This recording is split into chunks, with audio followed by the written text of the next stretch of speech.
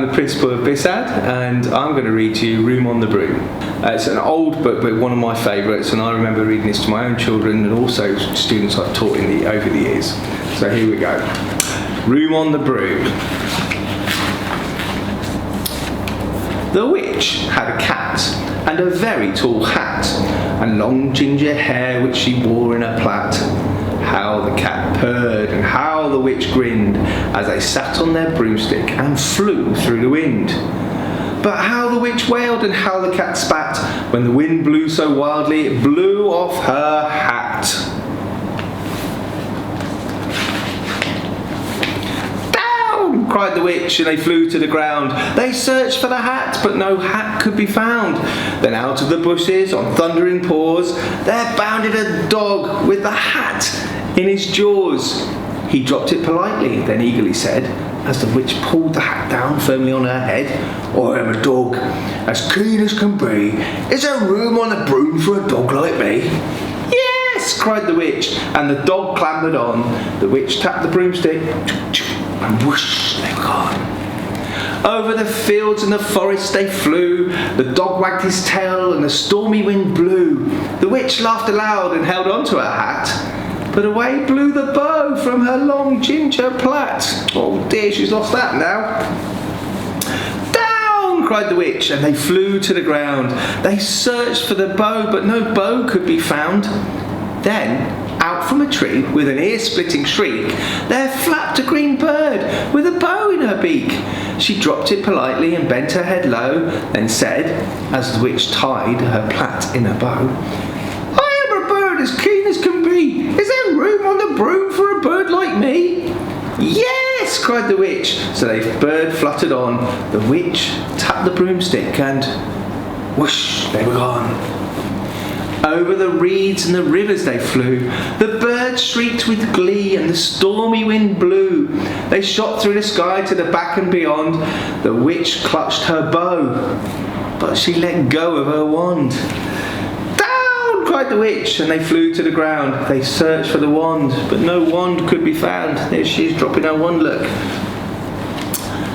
Then, all of a sudden, from out of a pond, leapt a dripping wet frog with a dripping wet wand.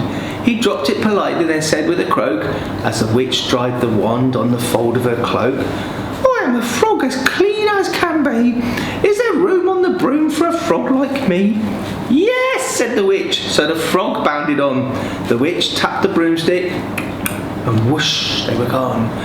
Over the moors and the mountains they flew. The frog jumped for joy, and the broom, it snapped in two.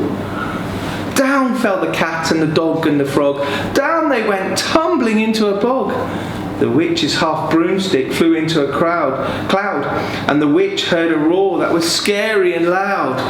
"I am a dragon as mean as can be, and I'm planning to have witch and chips for my tea." "No!" cried the witch, flying higher and higher.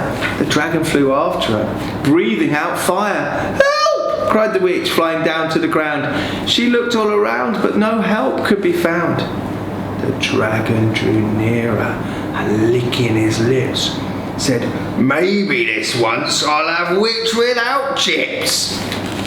But just as he planned to begin on his feast, from out of a ditch rose a horrible beast. It was tall, dark and sticky and feathered and furred. It had 4 frightful heads, it had wings like a bird, and its terrible voice when it started to speak was a yowl and a growl and a croak and a shriek. It dripped and it squelched and as it strode from the ditch, and it said to the dragon, "Buzz off, that's my witch."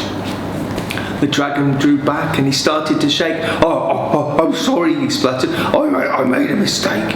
Nice to have met you, but now I must fly." And he spread out his wings and was off through the sky. Then down flew the bird, and down jumped the frog. Down climbed the cat, and whew, said the dog. "And thank you, oh thank you," the grateful witch cried. "Without you I'd be in the dragon's inside." Then she filled up her cauldron and said with a grin, "Find something, everyone, throw something in." So the frog found a lily, the cat found a comb, the bird found a twig, and the dog found a bone. They threw them all in, and the witch stirred them well. And while she was stirring, she muttered a spell. Ziggity, ziggity, zaggity, zoo! Then out rose a truly magnificent broom, with seats for the witch and the cat and the dog, a nest for the bird and a shower for the frog. Yes, cried the witch, and they all clambered on. The witch tapped the broomstick, and whoosh, they were gone. I hope you enjoyed that. It's one of my favourites, and if you haven't read it, do read it yourselves. It's a fantastic book.